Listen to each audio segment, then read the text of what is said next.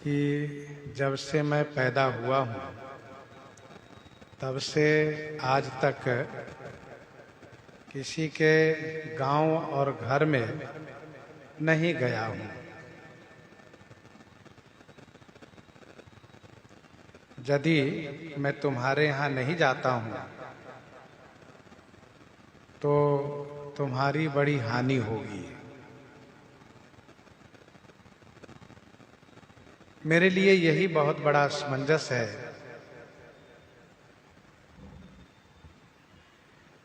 कि मैं क्या करूं। तुम्हारे लिए यदि मैं अपना प्राण छोड़ता हूं तो ये ठीक नहीं लग रहा है, और प्राण नहीं छोड़ता हूं तो तुम्हारी हानि हो रही है। यह सुन करके राजा प्रताप भानु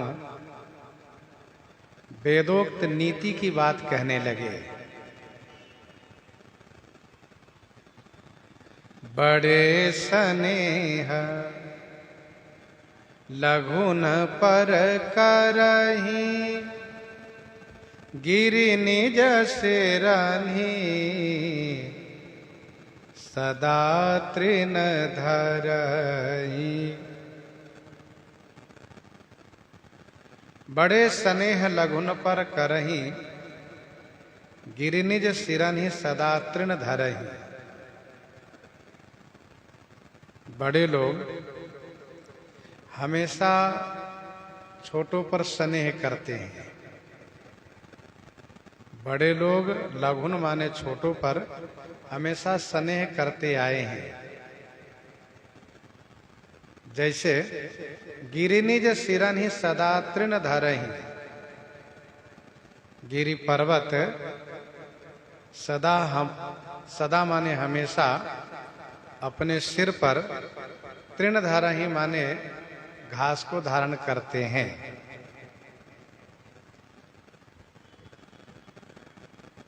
प्रताप भानु के इस वक्तव्य से एक बहुत बड़ी शिक्षा यह मिल रही है कि संत महात्मा के आगे अपने आप को छोटा ही मानना चाहिए। इसीलिए इन्होंने कहा कि बड़े स्नेह लघुन पर करहीं। जब लघु होंगे तभी बड़ों का स्नेह प्राप्त कर पाएंगे।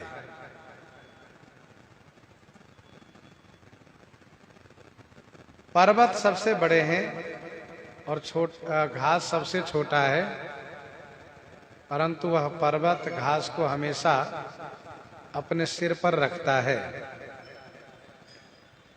जलधि अगाध मौलि बह फेनु, संतत धरनी धरत सिर रेनु। संतत धरनी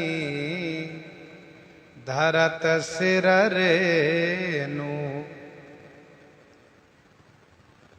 अगाध जलधि मौलि फेनु बह। अगाध माने अथाह जो सागर है, वह अपने मौलि माने मस्तक पर फेन को धारण करता है। संतत धरनी धरत सिर रेणु। धरनी संतत सिर रेणु धरत। धरनी माने भूमि हमेशा, संतत माने हमेशा अपने सिर पर रेणु, रेणु माने धूलि को धारण करती हैं।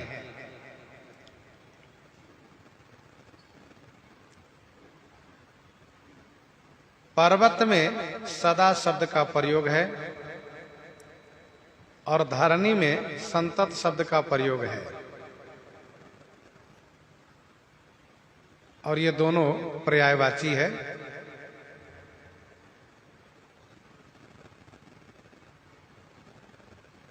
पर्वत हमेशा घास को सिर पर रखते हैं,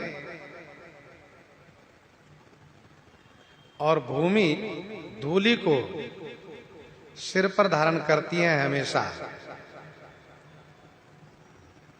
लेकिन समुद्र के साथ सदा व संतत शब्द का प्रयोग नहीं किया गया है, जिसका अभिप्राय यह है कि समुद्र के ऊपर हमेशा फेन नहीं रहता है, इसलिए इनके साथ सदा व संतत शब्द का प्रयोग नहीं किया गया। 3 उदाहरण दिए हैं प्रताप भानु, 3 उदाहरण दिए हैं। गिरी ये ऊंचाई में सबसे बड़े हैं, समुद्र गहराई में सबसे अधिक है और पृथ्वी विस्तार में सबसे अधिक है।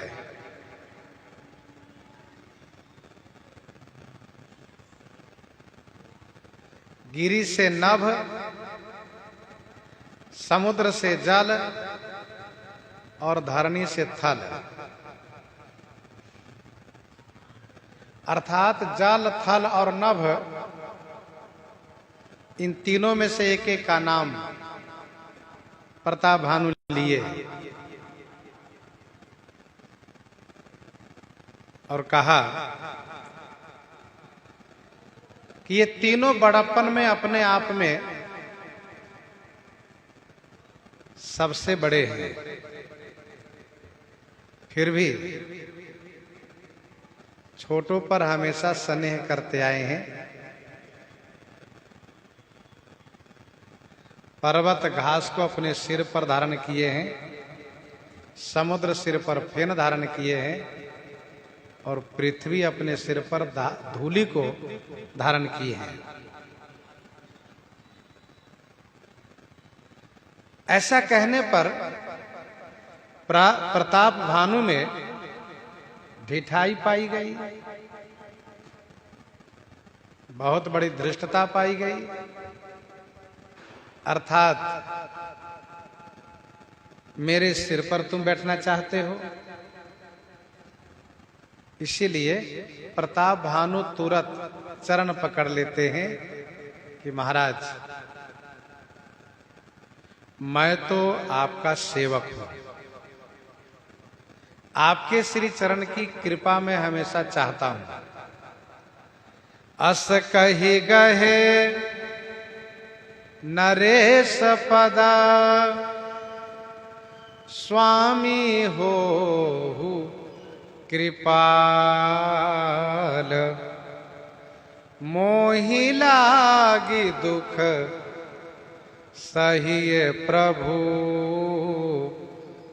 संतत सज्जन दीन दयाल, सज्जन दीन दयाल।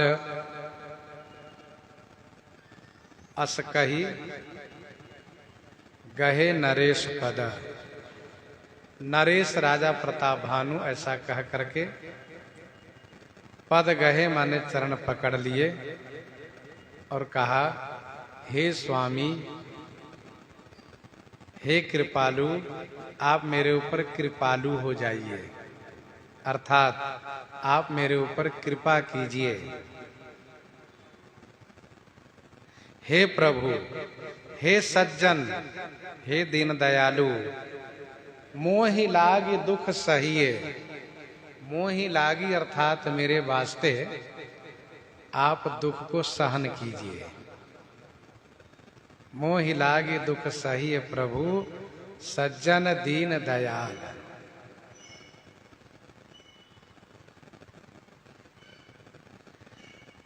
प्रताप भानु बड़े आर्त होकर के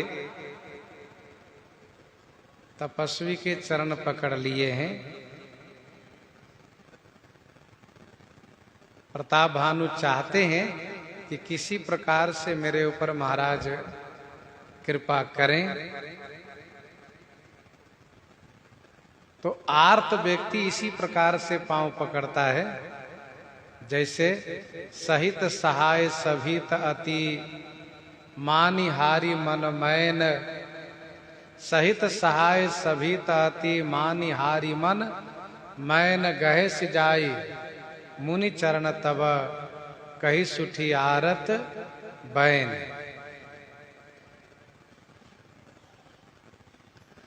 अस कही गहे नरेश पद। जैसे कामदेव आर्त होकर के देवर्षि नारद जी के चरण पकड़ लिए थे, वैसे प्रताप भानु आर्त होकर के चरण पकड़ लिए। कहते हैं आप सज्जन हैं, और सज्जन दूसरों के लिए कष्ट सहते हैं। संत सहहि दुख परहित लागे, संत सहहि दुख परहित लागे। वे दुख सहते हैं, इसलिए आप दुख सहें प्रभु।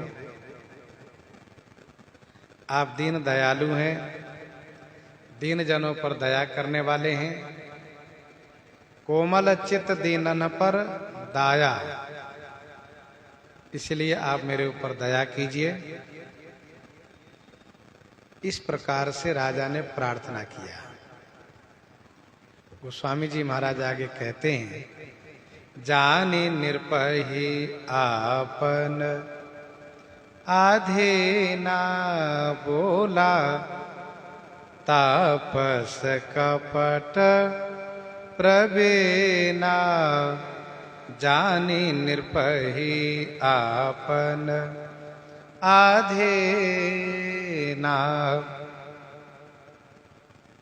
निरपहि आपन आधीना जानी, कपट प्रवीणा, कपट में प्रवीण चतुर, तापस व तपस्वी ने इस प्रकार से कहा। बोला माने कहा।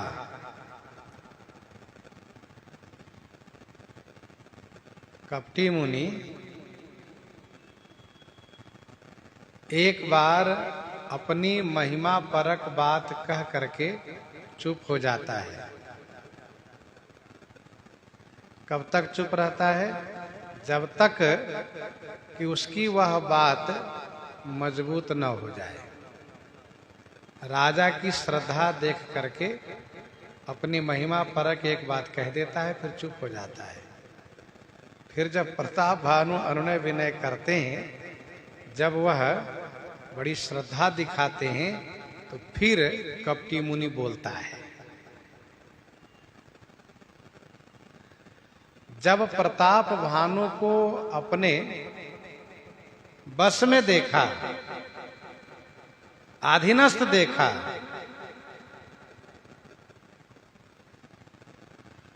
तब उसने अपना नाम बताया है। देखा सोबस कर्म मन वानी, तब बोला तापस बग ध्यानी।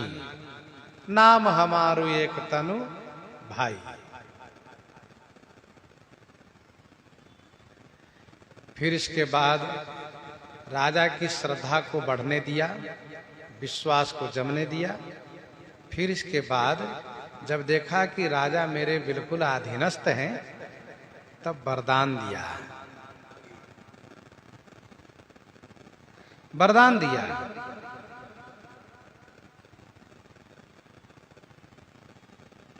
सुनि महिष तापस बस भयउ, आपन नाम कहन तब लयउ।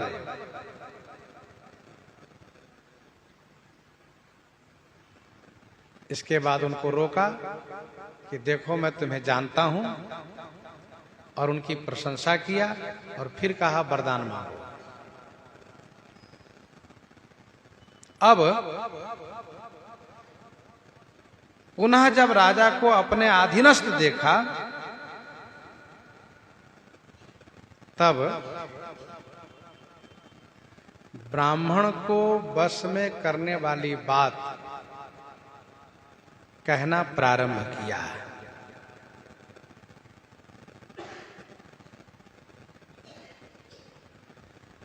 कपटी मुनि बहुत जल्दीबाजी किसी बात में नहीं करता है। आराम आराम से विश्वास जमाते हुए और श्रद्धा में एकदम से अंधा बनाते हुए तब बोलता है। कल हम लोग चर्चा कर रहे थे कि भाई जब कोई व्यक्ति धूर्त के चक्कर में पड़ जाता है तो उसको लगता है कि सबसे बड़ा हितवा यदि मेरा कोई है, हितैषी कोई मेरा है तो यही है केवल, और बाकी कोई संसार में मेरा हितवा नहीं है। इतने दिन से जो विश्वसनीय लोग थे सो कहा कोई नहीं, और ये आज मिले हैं कहा ये सबसे बड़े हितवा है, हितैषी है। ये उसकी धूर्तता की पराकाष्ठा होती है। तो ही समहित न मोर संसारा, श्री कैकेयी माता कहती हैं मंथरा से कि संसार में मैं देख रहा हूं तुम्हारे जैसा हित तो मेरा कोई है ही नहीं, इतने बड़े राज परिवार में कोई नहीं है। लेकिन ऐसा नहीं है तो कुछ और ये श्री कैकेयी को बाद में पता चला है। कभी भी कोई व्यक्ति बहुत लंबे समय से साथ रहने वालों पर, शुभ चिंतकों पर अविश्वास करने लगे, और जो आजकल में मिले हैं 2-4 दिन के लिए बहुत जो चापलूसी कर रहे हैं, उनके प्रति वे विश्वास करते जा रहे हैं, तो समझना चाहिए कि उनका बहुत बड़ा नुकसान होने वाला है। गए काम से।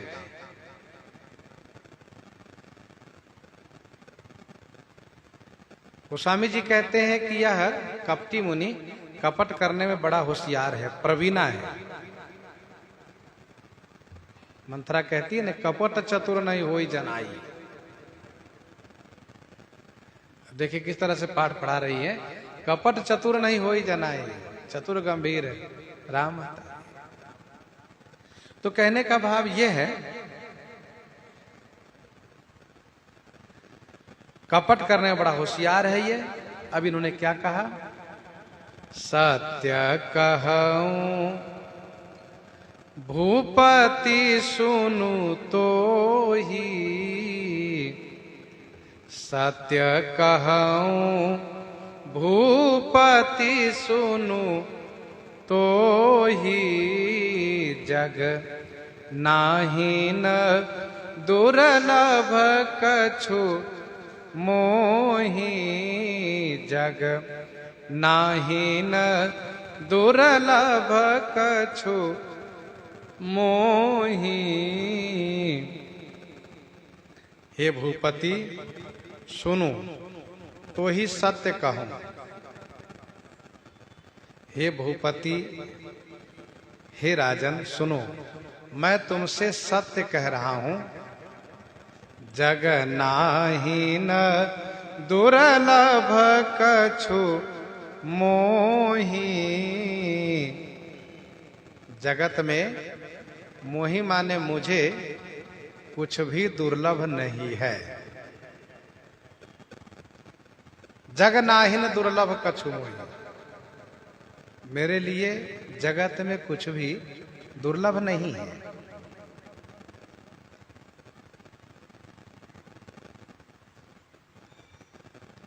देखो, अपनी प्रशंसा नहीं करनी चाहिए,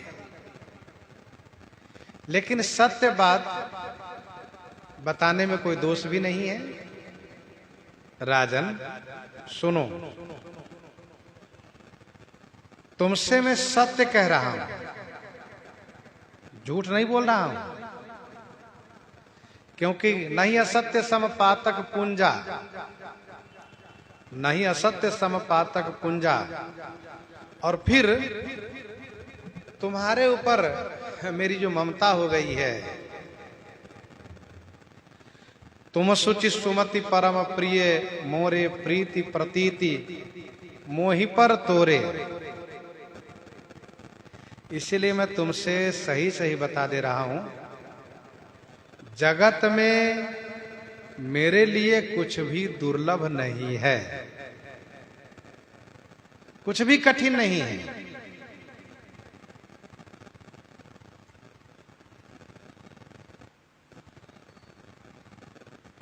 कपटी मुनि को ऐसा इसलिए कहना पड़ा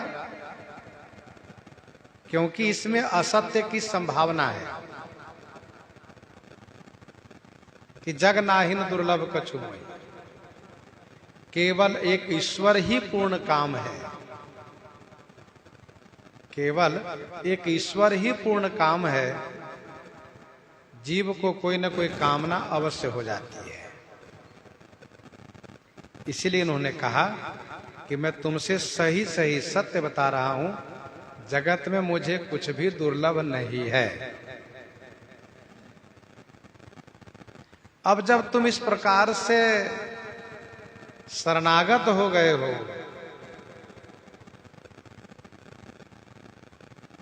अपने आप को मेरे हवाले कर दिए हो,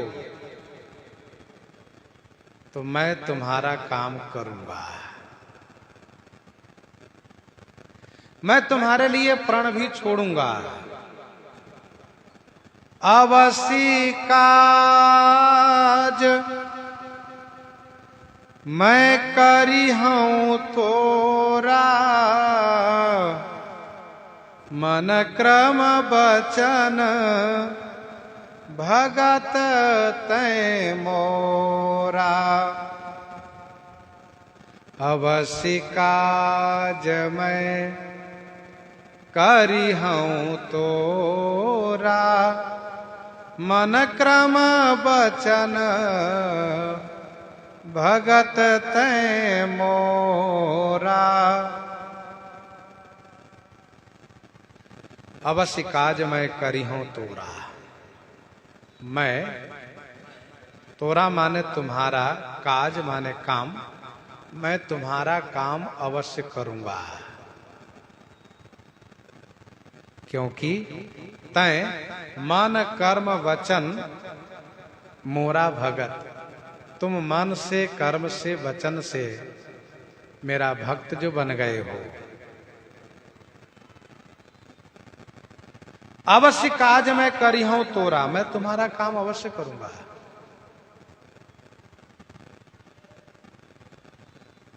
अर्थात मैं तुम्हारे घर को चलूंगा।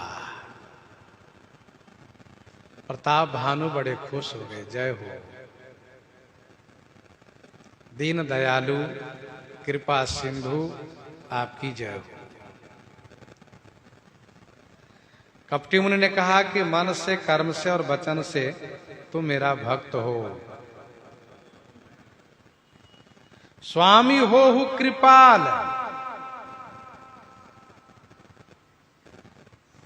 मन से,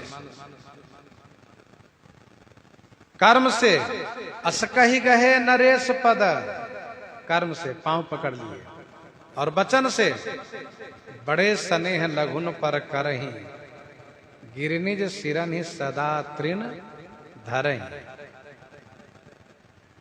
जलधि अगाध मौलि बह, फेनु संतत धरनि धरत सिर रेनु। इस प्रकार से कहा। राजन, मैं तुम्हारा काम करूंगा, परंतु कैसे करूंगा इस युक्ति को मैं तुम्हें नहीं बताऊंगा।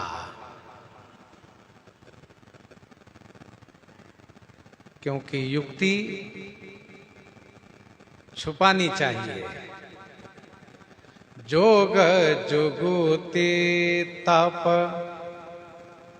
जोग जुगुति तप, मंत्र प्रभाव,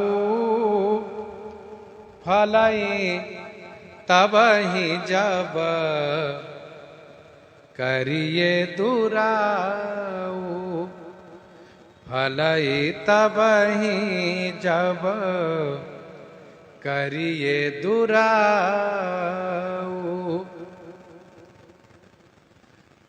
जोग जुगुति तप मंत्र प्रभाव फलई तबहि जब करिए दुराऊ। जोग जुगति तप और मंत्र, इसका प्रभाव तभी फलीभूत होता है कब?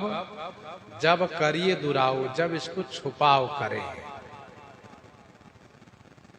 तप के जगह पर जप पाठ भी है। तो जोग जुगुति तप मंत्र प्रभाव फलई तबहि जब करिए दुराऊ।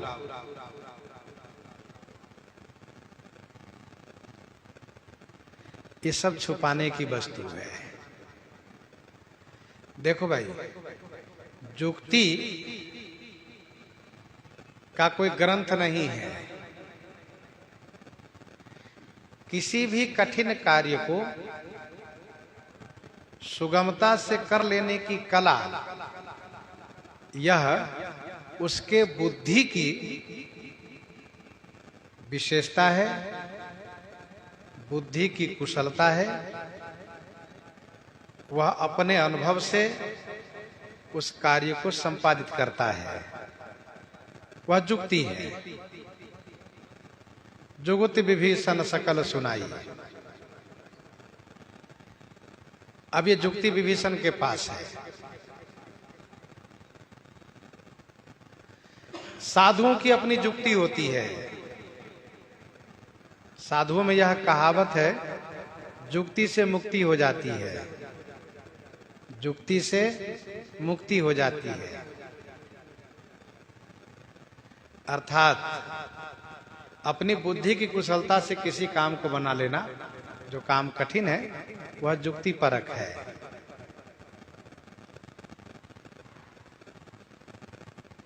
जोग का मतलब यह है कि जीव भगवान से मिलने के लिए जो साधन करता है, अथवा आत्म साक्षात करने के लिए, आत्म अनुभव करने के लिए एक ज्ञानी जो साधन करता है, और भगवान से मिलने के लिए जो एक भक्त साधन करता है, यही है जोग। आप भक्ति योग कहिए, ज्ञान योग कहिए, प्रेम योग कहिए।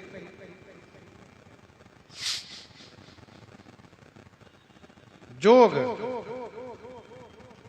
ये भी छुपाया जाता है। तप, साधु लोग तपस्या को छुपाते हैं, जो तप करते हैं सो।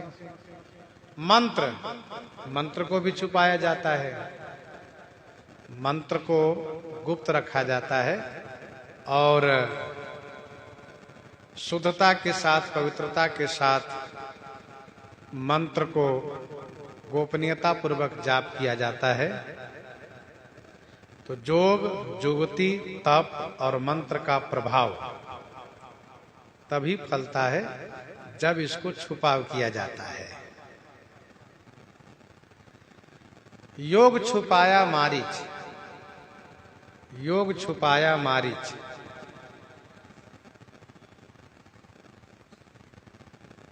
कौन सा योग छुपाया? मिलन योग छुपाया है, भक्ति योग छुपाया मारीच।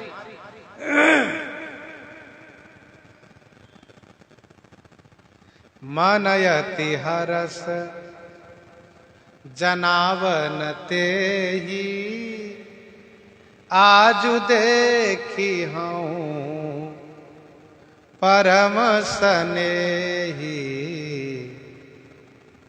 आजु देखी हूँ परम सनेही।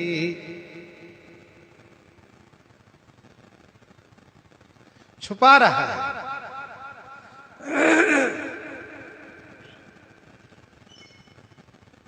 रावण से प्रकट नहीं कर रहा है।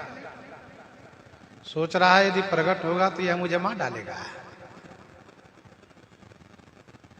निज परम प्रीतम देखी लोचन सुफल करी सुख पाई हूं। निज परम प्रीतम देखी लोचन सुफल करी सुख पाई हूं। इस प्रकार से छुपा रहा है इस बात को। मम पाछे धर धावत धरे सरासन बान, फिर फिर प्रभु बिलो की हूं धन मौसम आन।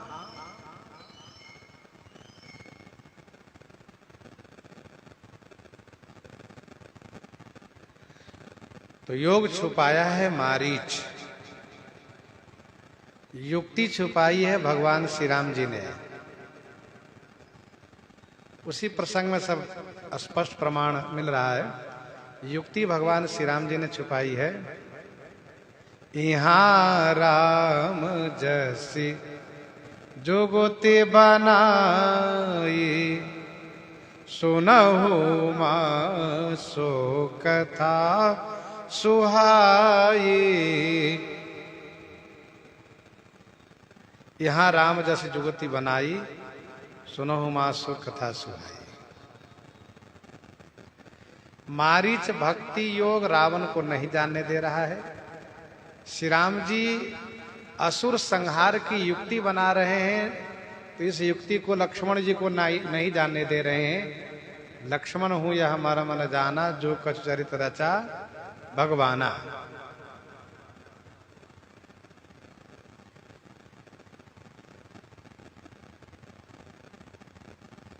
युक्ति भगवान श्री राम जी छुपा रहे हैं। अर्थात रावण मारीच के पास पहुंचा है, श्री सीता हरण की तैयारी कर रहा है। तो श्री राम जी जब देखते हैं कि श्री लक्ष्मण जी गए हैं कंदमूल फल लेने के लिए वन में, तो श्री सीता जी से असुर संहार की योजना बनाते हैं, यह कहते हुए कि आप अग्नि में निवास कीजिए, जिससे कि मैं असुरों को संहार कर सकूं।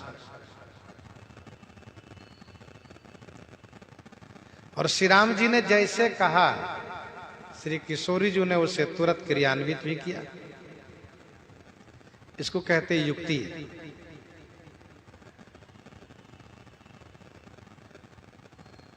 मंत्र रावण ने छुपाया, मंत्र रावण ने छुपाया। मंत्र का अर्थ यहां पर है गुप्त विचार। गुप्त विचार मंत्रणा, उसको मंत्र कहते हैं।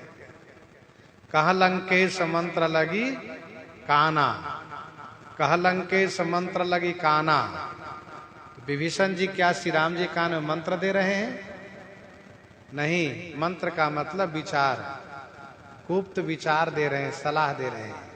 कह लंकेश मंत्र लगी काना, तो मंत्र का अर्थ है गुप्त विचार। रावण ने मंत्र छुपाया। क्या मंत्र छुपाया? यही कि होई है भजनन तामस देहा,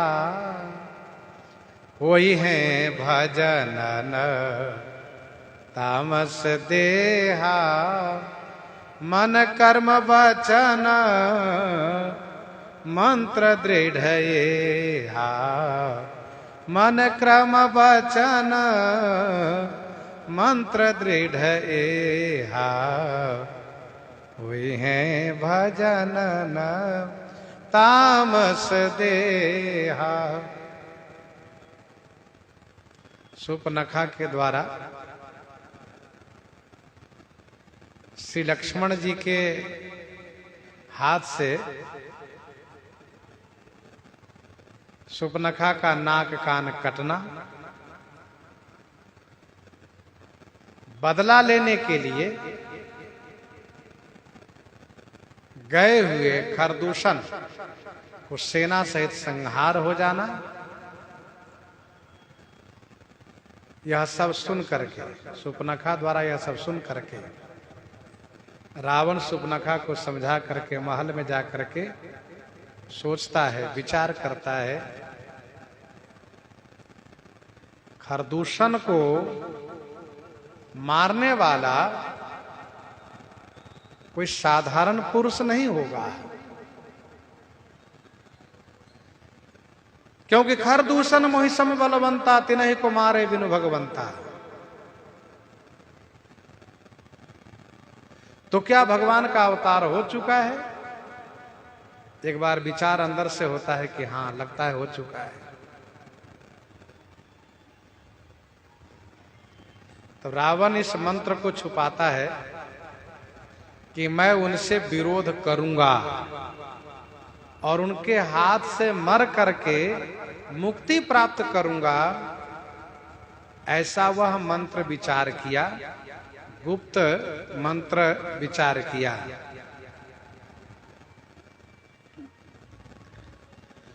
तो मारीच ने जोग, श्री राम जी ने युक्ति, रावण ने मंत्र छुपाया। और तप को संत महात्मा लोग छुपाते हैं, तप को संत महात्मा लोग छुपाते हैं।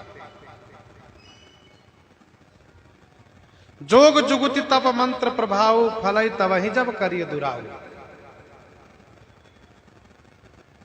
ये तभी फलीभूत होता है जब इसको छुपाया जाता है, अर्थात छुपाना चाहिए।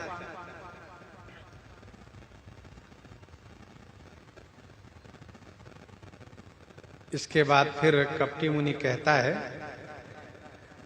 राजन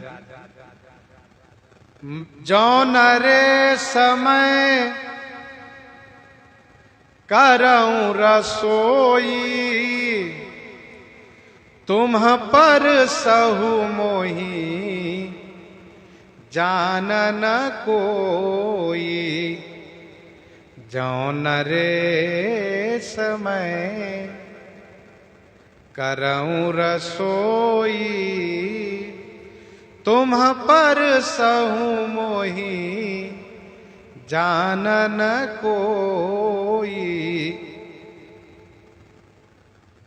हे नरेश, हे राजन, यदि मैं रसोई बनाऊं और तुम परसो, यदि मैं रसोई बनाऊं और तुम परसो, मुझे कोई न जाने,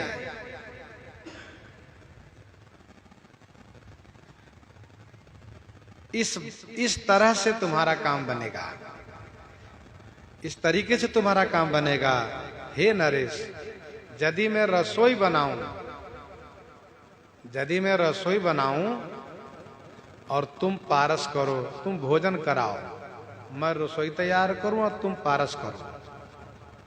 और सुनो, तुम इस बात को लेकर के चिंता मत करना कि मैं अकेले कैसे खिलाऊंगा सबको। तो जैसे मैं अकेले रसोई बनाऊंगा, वैसे तुम्हें अकेले खिलाने की शक्ति दूंगा। तुम परसो अकेले ही, मोही जान न को, मुझे कोई न जाने कि रसोई किसने बनाया है, मुझे कोई न जाने। कपटी मुनि सोचता है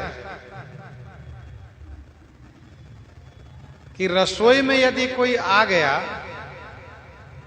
तब तो ये बात प्रकट हो जाएगी कि रसोई में मांस मिलाया गया है। इसीलिए पहले से ही सावधान कर रहा है कि मैं अकेले रसोई बनाऊंगा और तुम अकेले परसोगे। दूसरी बात यह है कि रसोई यदि बिगड़ती है, रसोई में कोई कमी आती है, तो जिम्मेदारी होती है रसोइया की। इसीलिए कपटी मुनि ने अपने आप को गुप्त रखा, कहा मेरे बारे में किसी को मत कहना कि रसोई किसने बनाई है। मैं पर्दे के अंदर रसोई बना दूंगा और तुम अकेले परसोगे। इससे क्या होगा?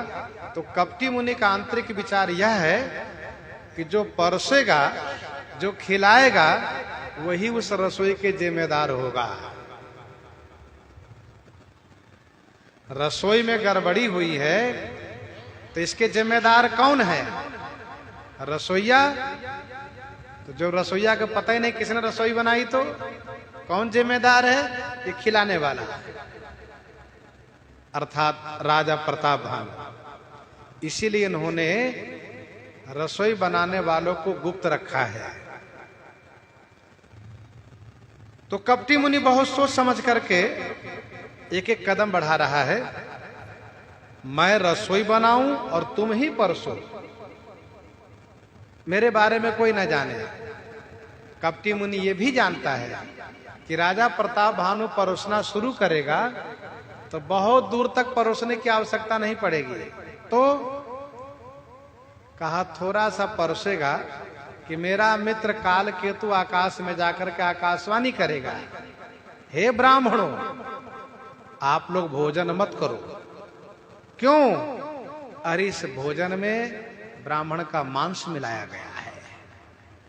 बस इतना जहां वे कहेंगे मेरे मित्र, वैसे ही ब्राह्मण क्रोधित हो जाएंगे, और क्रोधित हो जाएंगे तो फिर बिना श्राप दिए मानेंगे नहीं, श्राप तुरंत दे देंगे। अच्छा, मान लीजिए कोई ब्राह्मण प्रताप भानु से पूछा भी कि प्रताप भानु महाराज क्या ये सही है, रसोई में मांस मिलाया गया है? तो प्रताप भानु कुछ बोलेगा नहीं, क्योंकि इसको भी इस प्रकार से समझा दे रहा हूं, कुछ बोलेगा ही नहीं। ना बोलने का मतलब यह होगा कि मौनम सम्मति लक्षणम, ना बोलने का मतलब सम्मति है इसकी, और फिर श्राप दे देंगे। फिर बोलते रहे ना राजा, क्या फर्क पड़ता है? तो इसीलिए योजनाबद्ध बड़ी युक्ति से, वैसे ये कपटी मुनि की युक्ति ही है, प्रताप भानु को नाश कराने की युक्ति है ये। कहा तुम परसो मुझे जान न कोई न जाने। जिस रसोई को मैं बनाऊंगा तुम परसोगे। मैं तुमसे क्यों परोसने के लिए कहता हूं? इसलिए कि जो परसेगा उसी के अधीन ब्राह्मण हो जाएंगे, इसलिए तुम ही परसोगे, दूसरा नहीं। अन्न सो जोई जोई भोजन करई, सोई सोई तब आ यसु अनुसरई। अन्न सो जोई जोई भोजन करई, सोई सोई तब आ यसु अनुसरई। सोई सोई तब आयसु अनुसरई।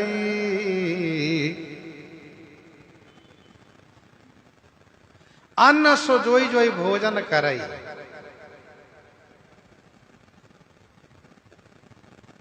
अन्न सो माने वह अन्न, उस अन्न को जोई जोई भोजन करे, जो जो भोजन करेगा। सोई सोई तब आयसु अनुसरई। सोई सोई माने वही वही आपकी आज्ञा को, आपकी इच्छा को, आपकी आज्ञा को अनुसरण करेंगे। सोई सोई तब आयसु, तब माने आपकी, आयसु माने आज्ञा को अनुसरण करेंगे।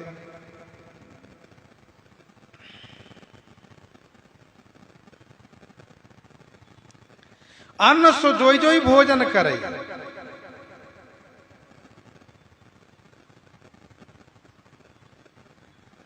कपटी मुनि ने मांस का नाम नहीं लिया है, क्योंकि कपटी मुनि इस बात को जानता है कि ब्राह्मण मांसाहारी नहीं होते हैं, ब्राह्मण मांसाहारी है भी नहीं। और दूसरी बात यह है कि मांस खिलाने की बात यदि मैं कहूं तो ये राजा स्वीकार नहीं करेंगे, क्योंकि राजा सात्विक है, राजा मांसाहारी नहीं है, इसलिए मांस की बात को स्वीकार ही नहीं करेगा ये। इसलिए मांस मिलाने की बात नहीं किया, केवल इतना ही कहा कि रसोई मैं बनाऊंगा, तुम परसोगे। उस रसोई को जो जो भोजन करेगा वह सब तुम्हारे अधीनस्थ हो जाएंगे। पुनितिन के गृह जेवै जो, पुनित न के गृह जे बई जो तब बस होई भूप सुनु सो तब बस होई भूप सुनु सो।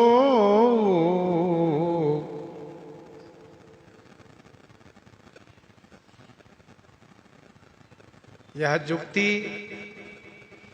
भोजन करा करके बस में करने व बस में होने की युक्ति केवल यह कपटी मुनि बोल रहा है, ऐसा होता है नहीं। बल्कि एक बार किसी को भोजन करा दो बस में हो जाए, लेकिन उन्होंने कहा और इतना ही नहीं, उनके घर जो लोग आकर भोजन करेंगे, किनके घर, जो एक बार मेरे बनाए हुए और तुम्हारे द्वारा परोसे हुए भोजन को खाएगा, उसके घर बाहर से कोई आकर के भोजन करेगा तो वह सब तुम्हारे बस होता जाएगा। पुनित न के गृह जेवई जो, पुनि माने फिर, तिनके गृह माने उनके घर कोई भी आकर के भोजन करेंगे। जेवई जो, जो माने जो कोई, जेवई माने भोजन करेंगे। तब बस होई भूप सुनु सो, हे राजन सुनो, सो तब बस होई, सो माने वह तुम्हारे बस में हो जाएंगे।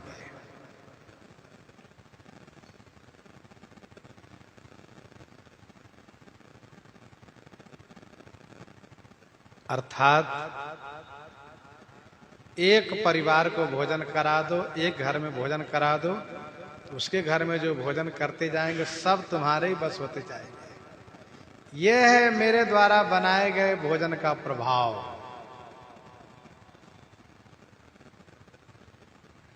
मैं जो भोजन बनाऊंगा उसमें यह शक्ति है।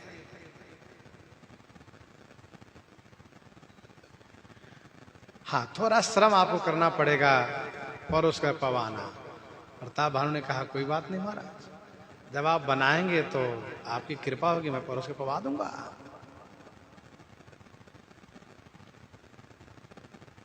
कपटी मुनि ने सोचा कि 2-4 दिन के लिए कहूंगा कि यह आयोजन करो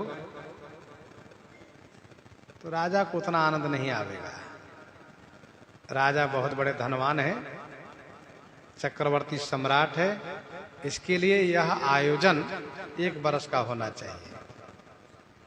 जैसे किसी अमीर व्यक्ति को यदि कोई डॉक्टर कहे कि ये 10 रुपया की दवा खा लो तुम ठीक हो जाओगे, तो क्या करेगा, दवा को वहीं फेंक देगा। 10 रुपया की दवा से क्या होगा, दवा वही होगी।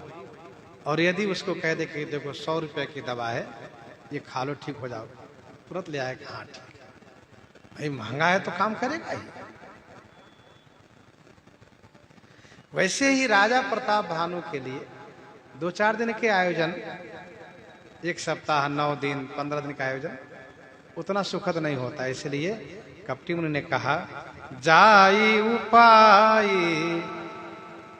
रचहु निरपयेहु, जाई उपाय रचहु निरपयेहु, संबत भरी संकल्प करेहु, संबत भरी संकल्प करेहु।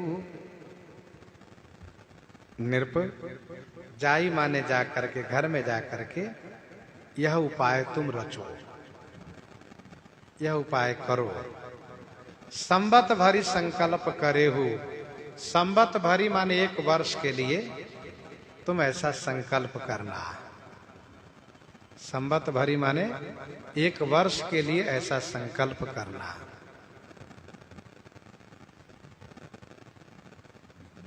जाय उपाय रचहु निरपयेहु, संवत भरी संकल्प करे हो। एक वर्ष के लिए संकल्प करना है।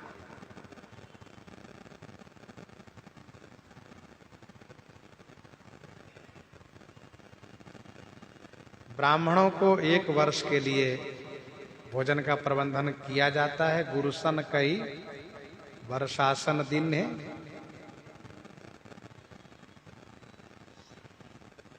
कपटी मुनि ने कहा कि एक वर्ष का तुम आयोजन करो, संकल्प करो।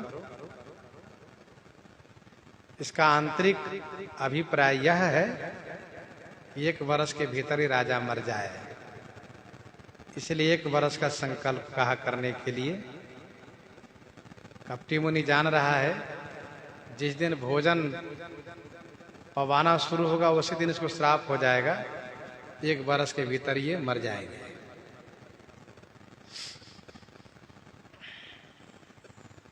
संवत मध्य नाश तब हो।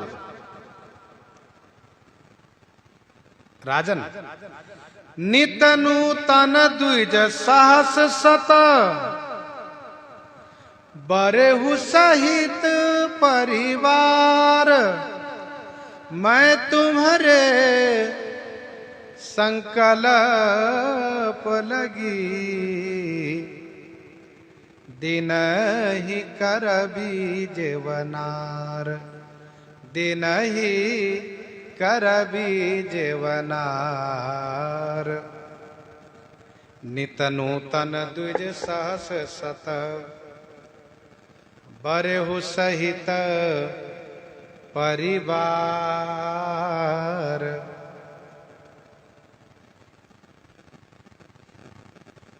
देखो, एक ही ब्राह्मण को रोज नहीं खिलाना है, तो नित नूतन, नित्य, नूतन माने नए, नित्य नए नए। सत सहस द्विज, सत सहस माने 100,000 ब्राह्मण को। कितना? 100,000 ब्राह्मण को परिवार सहित, बरेहु माने निमंत्रित करो। नित्य नए 1,00,000 ब्राह्मण परिवार को बरेहु माने निमंत्रित करो, और मैं 1 वर्ष पर्यंत तुम्हारे लिए प्रतिदिन तुम्हारे संकल्प के लिए, मैं तुम्हारे संकल्प लगी, मैं तुम्हारे संकल्प के वास्ते 1 वर्ष पर्यंत दिन ही करबी जेवनार, दिन ही दिन में जेवनार बना दिया करूंगा। संध्या नहीं हो पाएगी, दिन ही दिन। अर्थात बहुत ऐसे कर्मकांडी ब्राह्मण होते हैं जो सूर्यास्त के बाद भोजन नहीं लेना चाहते हैं। इसीलिए कहा कि मैं दिन ही करबी जेवनार, दिन ही दिन रहते भोजन बना दूंगा, दिन ही दिन रहते पवा देना। तो वैसे भी भोज भंडारे का आयोजन दिन ही दिन ठीक रहता है,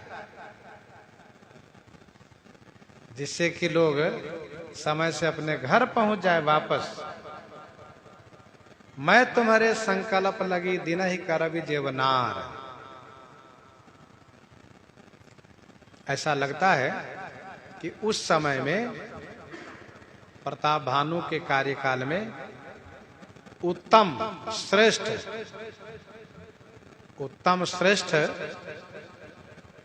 श्रुतज्ञ कर्मकांडी ब्राह्मण 3,60,00,000 परिवार थे।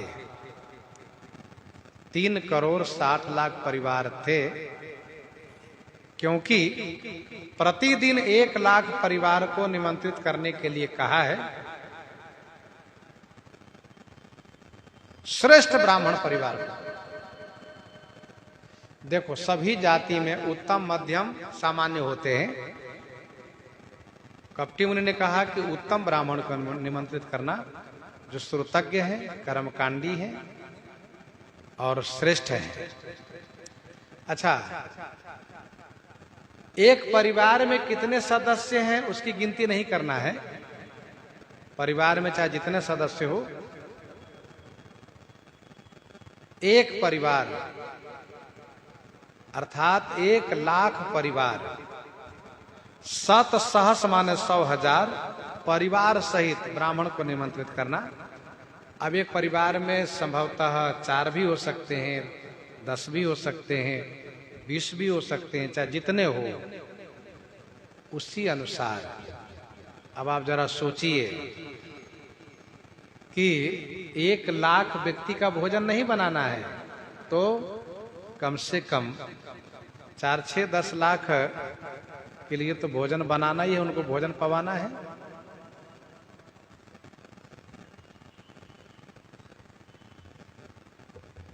परिवार सहित निमंत्रित करने के लिए इसलिए कहा कपटी मुनि, जिससे कि कुपित होकर के ब्राह्मण परिवार सहित राजा प्रताप भानु को नाश होने का श्राप दे सके।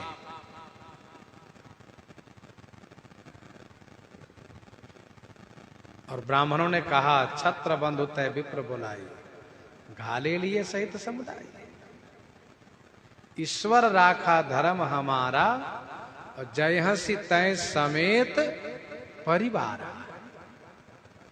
परिवार के सहित मैं तुम्हारे संकल्प लगी, दिन ही कर विजयवनार, यही विधि भूप कष्ट अति थोरे, यही विधि भूप कष्ट अति थोरे, होई हहि सकल विप्रवश तोरे, होई हहि सकल विप्रवश तोरे, यही विधि भूप कष्ट अति थोरे। हे भूप, यही विधि माने इसी प्रकार से अति थोरे कष्ट, अति थोरे कष्ट में सकल विप्र तोरे बस होई हहीं, समस्त ब्राह्मण तुम्हारे बस में हो जाएंगे। यही विधि भूप कष्ट अति थोरे, होई हहीं सकल विप्र बस तोरे। थोड़ा सा कष्ट सहना पड़ेगा और सभी ब्राह्मण तुम्हारे बस में हो जाएंगे। संपूर्ण ब्राह्मण समूह तुम्हारे बस में हो जाएंगे। बड़े बड़े श्रेष्ठ ब्राह्मणों को भोजन तुम्हें कराना है, और बाकी ब्राह्मण लोग, सामान्य ब्राह्मण, उनके घर भोजन करेंगे, और फिर जो भोजन करेंगे उनके घर कोई भोजन करेंगे, वो भोजन करेंगे उनके घर कोई भोजन करेंगे। तो जिनके घर जो भोजन करेंगे सब तुम्हारे बस होते चले जाएंगे।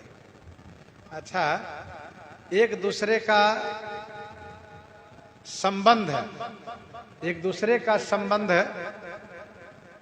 इस गांव से उस गांव में प्राय हुआ करता है। भाई रिश्तेदारी में, कुटुंबियों में दूर दूर का सबका संबंध होता है। आजकल तो इस प्रदेश से उस प्रदेश में रिश्ता निकाल लिया जाता है, और इस गांव से उस गांव में मिलना संबंध तो स्वाभाविक है। किसी न किसी का रिश्ता हुआ ही है, कोई न कोई विवाह शादी हुई है। तो इस प्रकार से सभी ब्राह्मण आपके बस में हो जाएंगे राजन। बाकी जो उपाय है उसमें तो बहुत कष्ट है, लेकिन संदेह है कष्ट साध्य पुण्य होय कि नहीं, और इसमें तो थोड़ा सा कष्ट है।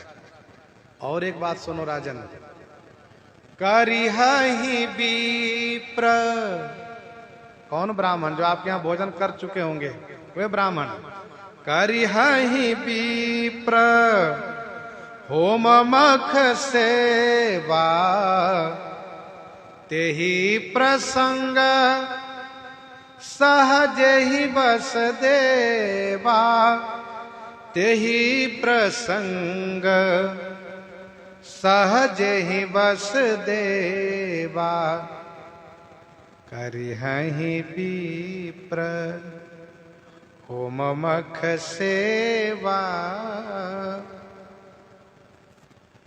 विप्र ब्राह्मण हवन करेंगे, मख माने यज्ञ करेंगे और सेवा करेंगे।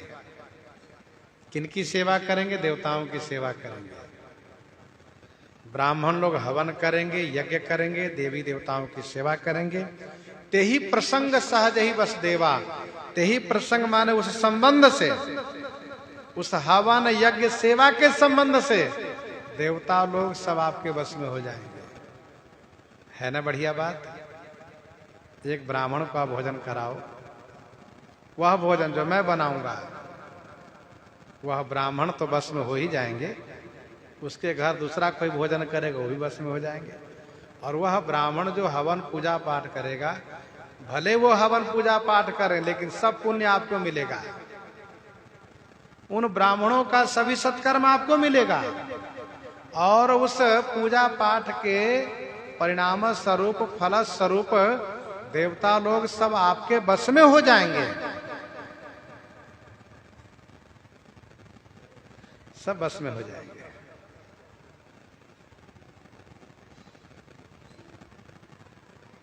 कर्म कोई और करे, फल आपको मिले, बढ़िया बात है ना? कहा और एक तो ही कहूं लखाऊ, मैं यही बेसन आऊब काऊ। और एक तो ही कहूं लखाऊ, मैं यही बेसन आऊब काऊ। और एक तो ही कहूं लखाऊ, और एक तो ही माने आपसे लखाऊं। लखाऊं माने पहचान की बात बता रहा हूं। और भी एक आपको पहचान की बात बता रहा हूं। लखाऊं माने पहचान की बात बता रहा हूं।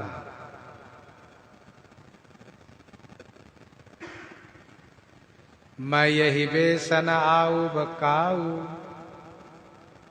मैं इस वेश में कभी आपके घर नहीं आऊंगा। ये मेरा पहचान है, मैं जिस वेश में आऊंगा वही बता दूं।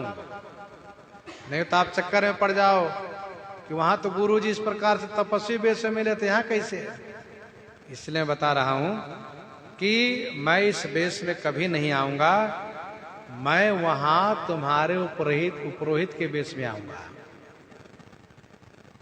और तुम्हारे उपरोहित जो है ना, उनको मैं हरण करूंगा। राजन, बात ऐसी है ना, इस आश्रम में मैं बहुत काल से रहता हूं और यहां पर मुझसे मिलने के लिए त्रिदेव आया करते हैं। सिद्ध कोटि के देवता लोग आया करते हैं, बड़े बड़े महापुरुष आया करते हैं। वो लोग आएंगे और आश्रम खाली मिलेगा तो खोजेंगे कहाँ गए महाराज, ये महाराज तो मरते नहीं थे, गए कहाँ? तो पता लगाते हुए कहीं आपके घर आ गए तो भेद ही खुल जाएगा। इसीलिए मैं इस आश्रम में आपके उपरोहित को ला करके अपने समान उसको बना करके, अपने जैसा रंग रूप स्वरूप सब दे करके यहां रखूंगा। मेरे समान आपके उपरोहित है नहीं, मैं अपने समान बनाऊंगा और यहां रखूंगा। और मैं उनके बेस में आपके घर में रह करके सारा काम बनाऊंगा। क्योंकि 1 वर्ष का अनुष्ठान रहेगा। राजन, समझते हो ना कि शुभ काम में विघ्न की संभावना रहती है, तो मैं जब रहूंगा तो सब विघ्न का निवारण करता रहूंगा। इसीलिए मैं वहीं रहूंगा, हमेशा वहां रहूंगा। बस तुम्हें एक काम करना है कि मेरे बारे में किसी को बताना नहीं है। तुम्हारे ऊपर रोहित कहराया, हरिया नभ मैं करि निज माया, तुम्हारे ऊपरो हित कहराया, हरिया नभ मैं करि निज माया। कपटी मुनि को राजा प्रताप भानु के पुरोहित से भय है। क्यों भय है? इसलिए भय है कि पुरोहित तो पुरोहित होते हैं, सभी पुण्य कर्म वही करवाते हैं, इसलिए वे रसोई में चले आएंगे, उनको राजा भी नहीं रोक पाएंगे। और वे जांच पड़ताल करेंगे कि भाई सब सत्कर्म हम कराते आए हैं, दूसरा कौन पुरोहित आ गए, दूसरा कौन पंडित आ गए। इसीलिए कपटी मुनि ने कहा कि आपके पुरोहित को मैं वहां से यहां ले आऊंगा, हरण करके लाऊंगा, अपने से वे आएंगे नहीं। मैं कहूंगा चलो जंगल में मेरे आश्रम में रहना, तो वे नहीं मानेंगे, इसलिए मैं हर करके लाऊंगा और उनको अपने जैसे बना करके यहां रखूंगा।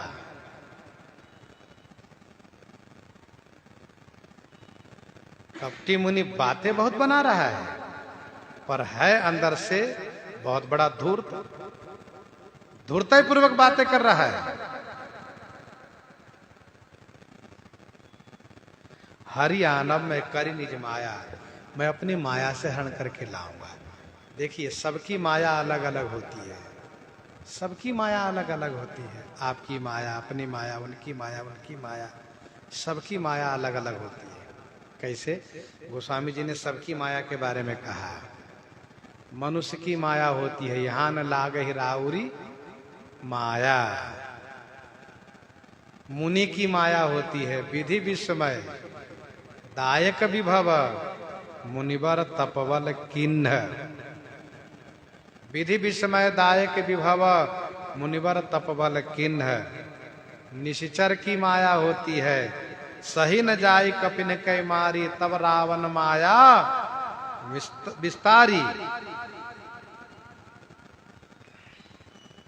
देवताओं की माया होती है, लोग सोग श्रम बस गए सोई, कछुक देव माया मति मोई। और इसके बाद त्रिदेव की माया है, विधि हरिहर माया बड़ी भारी।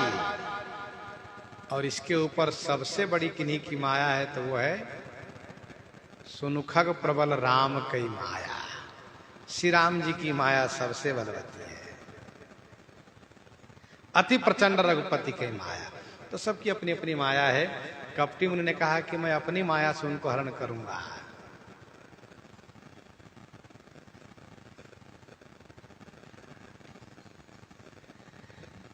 तप बल ते ही करी आप समाना, रखी हूं यहां बरस परमाना। तप बल ते ही करी आप समाना, ते ही माने उसे तप के बल से अपने समान बना करके यहाँ परिशास्त्र में बरस परमाना, बरस परमाना माने एक बरस तक, परमाना माने तक, बरस पर्यंत, बरस तक, रखी हूं माने रखूंगा। और मैं धरितासु बेस सुनु राजा, सब विधि तोर संवारब काजा। सब विधि तोर संवारब काजा। मैं धरितासु बेस सुनु राजा, हे राजा सुनो, मैं तासु वेश धरी, मैं आपके पुरोहित के वेश धारण करके, आपके पुरोहित मेरे वेश में होकर के यहाँ कुटिया में रहेंगे, जिससे मेरी कुटिया खाली न रहे, और तुम्हारे आपके पुरोहित के वेश में होकर के मैं आपके घर में रहूंगा, और सब विधि तोर संवारब काजा, सब प्रकार से मैं आपका काम संवारूंगा। अर्थात निमंत्रित करूंगा ब्राह्मणों को मैं ही, रसोई बनाऊंगा मैं ही, और कोई विघ्न बाधा आएगी तो उसका निवारण भी मैं ही करूंगा। सब विधि तोर समारोह काजा। अब आप एक काम करो, सो जाओ। गईनी सी बहुत, गईनी सी बहुत शयन। कपटी मुनि प्रताप भानु को सोने को कह रहा है, क्योंकि इसको एकदम से मन चंचल हो गया इस बात को लेकर के कि कहीं मेरा मित्र काल केतु ना आ जाए। वैसे उसके आने का समय हो गया है, यदि आ गया और ये राजा देख लेंगे तब तो मेरी बात सब हल्की हो जाएगी, व्यर्थ हो जाएगी मेरी बात। इसलिए कहा आप सो जाओ। इस प्रकार से बड़ी सावधानी से बात कर रहा है। प्रसंग को हम आप यहीं पर हृदयंगम करते हैं, ये श्रवण करते हैं श्री भक्तमाल जी से।